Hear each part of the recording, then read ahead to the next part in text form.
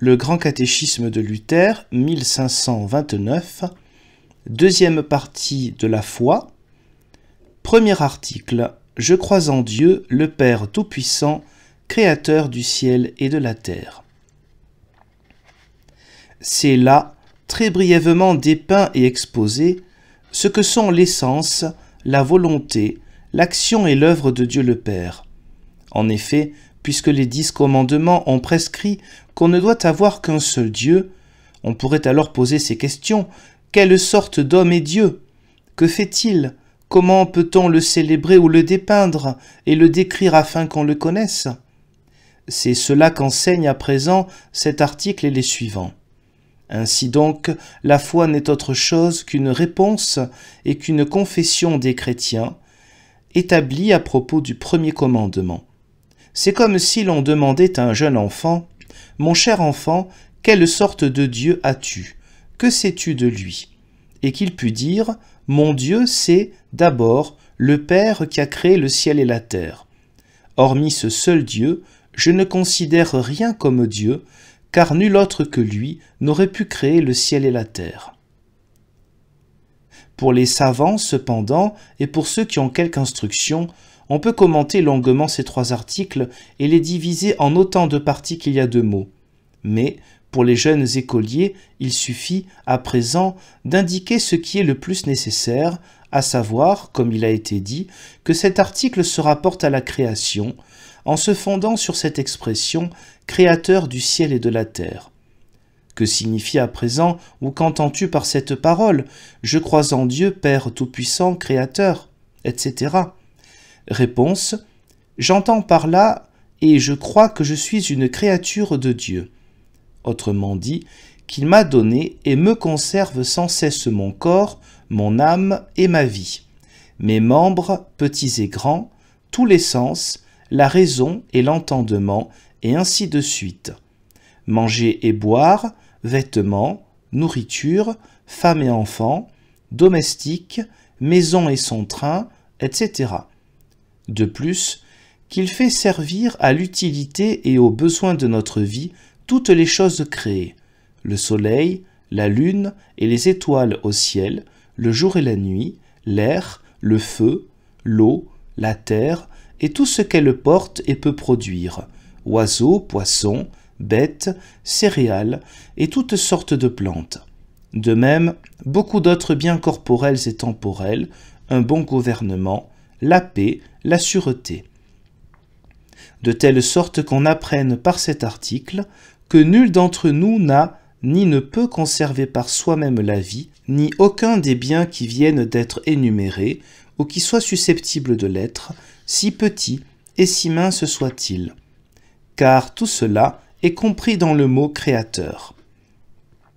De plus, nous confessons aussi que Dieu le Père non seulement nous a donné toutes ces choses que nous possédons et que nous avons sous les yeux, mais également que chaque jour il nous garde et nous protège de tout mal et de toute infortune, détourne de nous les dangers et les accidents de toutes sortes, et tout cela par pur amour et par pure bonté, sans que nous l'ayons mérité, comme un Père bienveillant qui prend soin de nous, afin qu'aucun malheur ne nous arrive. Mais en dire davantage fait partie des 2 autres points de cet article où l'on dit « Père Tout-Puissant ». Il suit de là en conclusion que, puisque tout ce que nous possédons, de plus tout ce qui est au ciel et sur la terre, nous est donné, conservé et protégé journellement par Dieu, nous sommes vraiment tenus de l'aimer, de le louer et de le remercier sans cesse de ses dons, et, en un mot, de les consacrer entièrement à son service, comme il le demande et l'a prescrit dans les 10 commandements. Il y aurait ici beaucoup à dire, si on voulait le montrer en détail, pour indiquer combien rares sont ceux qui croient cet article. Car nous passons tous à la légère sur ces choses, nous les entendons et nous les répétons, mais nous ne voyons pas et nous ne mesurons pas les devoirs que ces paroles nous enseignent.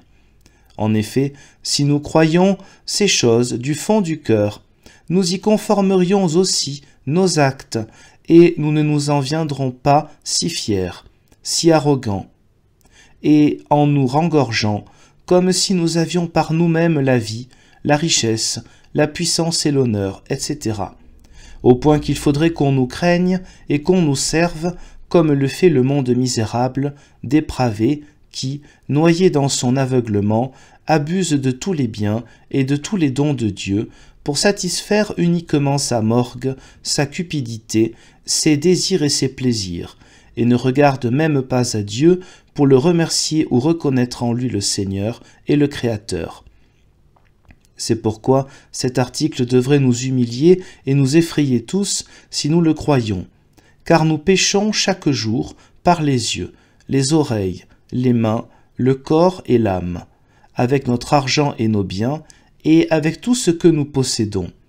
Et c'est le cas particulièrement de ceux qui, par surcroît, luttent contre la parole de Dieu. Cependant, les chrétiens ont cette supériorité qu'ils reconnaissent qu'ils doivent, en échange, servir Dieu et lui obéir.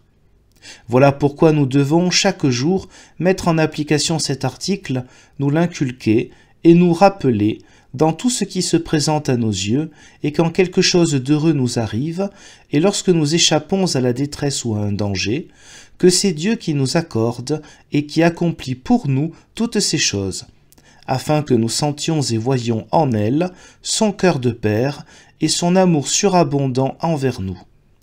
Cela réchaufferait notre cœur et allumerait en lui le désir d'être reconnaissant et d'user de tous ses biens pour l'honneur et la gloire de Dieu. Nous avons de la sorte très brièvement le sens de cet article, autant qu'il importe aux simples d'apprendre d'abord, à la fois, ce que nous avons et recevons de Dieu, et ce dont nous sommes redevables en retour, ce qui constitue une connaissance vraiment grande et excellente, mais aussi un trésor bien plus éminent encore, car nous voyons là comment le Père s'est donné à nous avec toutes choses créées, et comment, en cette vie, il nous pourvoit de la manière la plus riche, sans compter que, par ailleurs aussi, il nous comble de biens ineffables et éternels par son Fils et par le Saint-Esprit, comme nous allons le voir.